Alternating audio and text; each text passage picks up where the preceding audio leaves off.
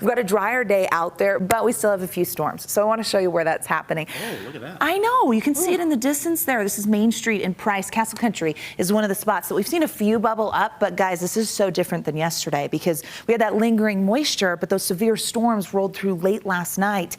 Today, it's a general thunderstorm threat, meaning we're not expecting any severe potential out of these as you take that live view. That rain shaft noticeable there in the distance from Castle Country. Let's look at the radar here. It shows you where we're dealing with that lightning, some of those storms bubbling up with lingering monsoon moisture on the eastern side of the state. Huntington, Sunnyside, decent lightning there, and then Emery County. We saw this east of Salina, and that's going to keep on moving towards Emery and Farron. But as we step back, you can kind of see that's the only spot where we're really seeing active conditions. Satellite radar shows our southwest flow in motion. We put this into motion, those storms. There we go. Very targeted. Now, we do have a few storms south of the state line. Those could push into southeastern Utah as we head through the rest of the evening. But when we lose daytime heating, again, we're not expecting severe storms, but a few thunderstorms could pass through. Tooele County, pretty shot here as we look towards the Great Salt Lake. I love those blue skies. The breeze is blowing.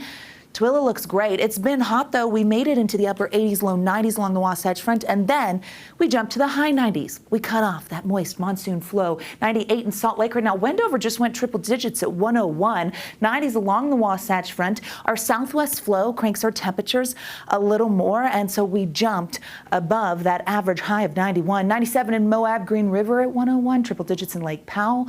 103 in St. George, and 90s along the I-15 corridor. Heading into tonight, those 90s will turn into 80s, and we're expecting dry conditions for the Wasatch Front. Mostly clear skies by ABC4 News at 10, and those temperatures in the low 80s. So we have a little bit of a shift here that I want to tell you about.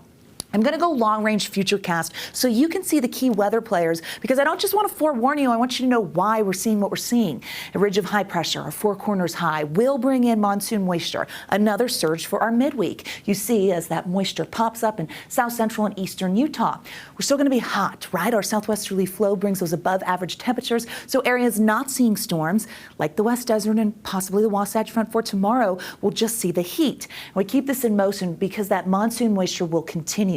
We're also watching that low off the Pacific coast here. That low is going to contribute to an amplified southwesterly flow. Winds Thursday and Friday, and that will come with some impacts. So the winds will crank, the moisture will be there. We do have the chance of seeing isolated storms along the Wasatch Front with this monsoon push.